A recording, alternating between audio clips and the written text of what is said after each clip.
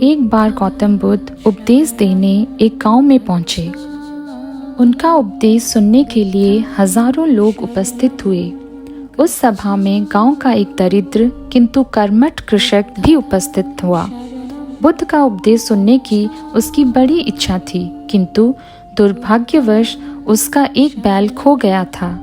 कृषक इस चिंता में था कि बैल नहीं मिला तो उसका काम कैसे चलेगा।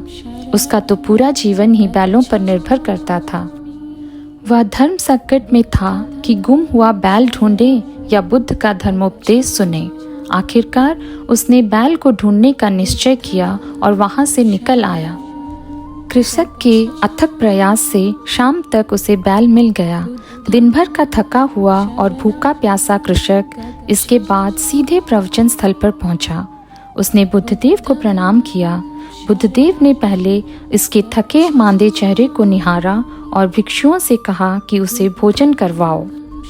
कृषक के तृप्त होने के बाद बुद्धदेव ने उपस्थित जन समुदाय को संबोधित करना शुरू किया। कृषक ने एकाग्र होकर उपदेश सुना। उसके चले जाने के बाद बुद्धदेव ने अपने शिष्यों में कानाफूसी सुनी कि उस कृषक के लिए बुद्धदेव ने विलंब किया। बुद्धदेव तब शांत स्वर में बोले, भिक्षुकगण, उस कृषक को मेरा उपदेश सुनने की बड़ी इच्छा थी, लेकिन उसके बैल गुम हो गए थे। इससे उसके कार्यों में बाधा आ सकती थी, अतः वह सुबह मजबूर होकर यहाँ से लौट गया। वह अपने लोक कर्म के पालन के लिए सारा दिन भटका और तृप्त होते ही मेरे पास चला आया।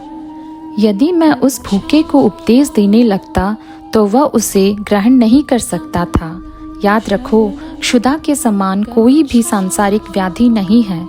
अन्य रोग तो एक बार की चिकित्सा से शांत हो जाते हैं, किंतु पेट की आग बुझाने के लिए चिकित्सा रोजाना करनी पड़ती है।